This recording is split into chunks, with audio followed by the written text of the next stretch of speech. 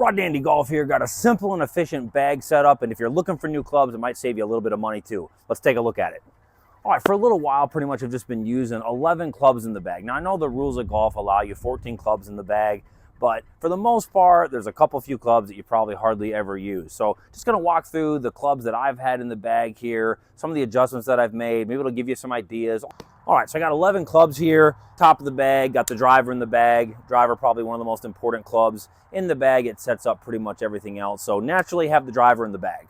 Now, where I've made an adjustment is I've really pretty much eliminated the 3-wood that I had used. I haven't minded a 3-wood, but really rarely used it off the tee and rarely used it off the turf as well. Now, for a lot of people, 3-wood, it is a challenging club to hit. They don't really like hitting it off the tee. It's fairly difficult to hit off the turf. So what I did is I went to a ping 5-wood and dropped it down like a degree so it plays about like a 4-wood. But there's some manufacturers like Callaway, TaylorMade, they have these 16.5 degree high launch woods, and that basically is like a 4-wood. And really, my experience has been hitting like that 4 or 5-wood, much easier to hit off the turf.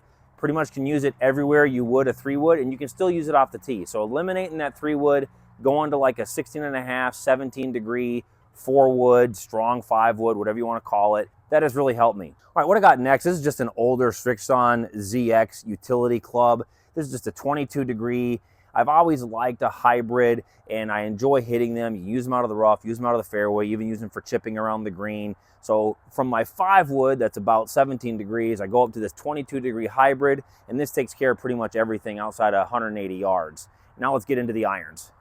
Now, with my irons, I only have a 6-iron through pitching wedge. I eliminated the 4-iron, eliminated the 5-iron, and I think even when you're getting to the 6-iron, 6-iron can be a challenging club to hit consistently for a lot of players. And I have just gone to this 5-iron set makeup, a 6-iron, a 7-iron, an 8-iron, a 9-iron, and a pitching wedge.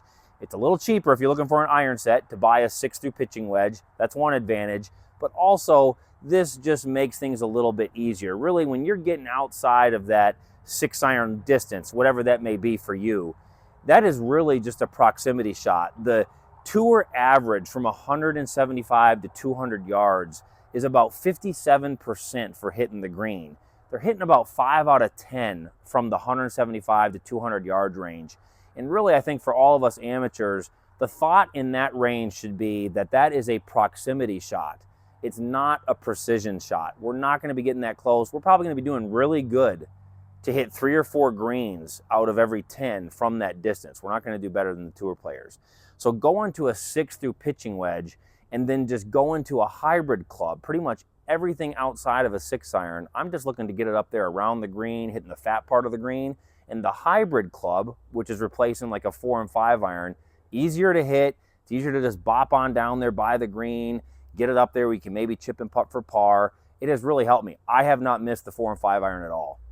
Now, the pitching wedge that I have is about 44 or 45 degrees in loft, so it's a stronger pitching wedge. And then I just have 2 other wedges. I know a lot of people like to carry 4 wedges, but I just have a 50-degree gap wedge and like a 56-degree sand wedge. Pretty much use the gap wedge for anything, between 60 and 110 yards. Sand wedge for everything around the green and kind of inside of 70 yards. Can use it out of the bunker, use it out of the rough. I personally have never really liked a 60-degree lob wedge. Just have never used them that well. I know we see the pros hitting really cool shots on TV with those 60-degree wedges out of tight lies, but they have all kinds of time to practice. They do it for a living. I think for the nominal recreational golfer, the 60-degree lob wedge ushers in more challenges than it actually fixes problems. So I have been most happy with just using a 56-degree sand wedge. The 3 wedges, it just simplifies things for me. I don't need all kinds of options when I'm around the green. I just like to play a few basic shots. So just a 3-wedge system for me. And then naturally, the 11th club in the bag is a putter. You're probably not going to go without the putter. So that's been my 11 club setup. I'm pretty happy with it. Eliminated the 3-wood. Pretty much haven't missed it. I know some people may have a certain course setup where their 3-wood is absolutely perfect, but really for most amateurs, it's not much of an advantage to use a 3-wood off the tee versus their driver, unless there's something where you absolutely cannot go too far. Me personally, haven't missed the 4 and 5-iron. I've loved the 6-iron through pitching wedge set makeup, and then this having the gap wedge and the sand wedge to round out the wedges, that's been perfectly adequate for me. Would love to hear from you in the comments below. What's your personal bag setup? Do you even carry less than 11 clubs, or do you use all 14? If you stumbled across the channel for the first time, you're wondering why in the world should I subscribe? I'm like you. I really like golf, really enjoy playing golf. Just try to share practical and realistic things. Don't make any outlandish claims. I know I'm a small channel trying to grow it up there in subscribers. I'd greatly appreciate it if you took the time and tapped subscribe. Thanks for taking the time to watch.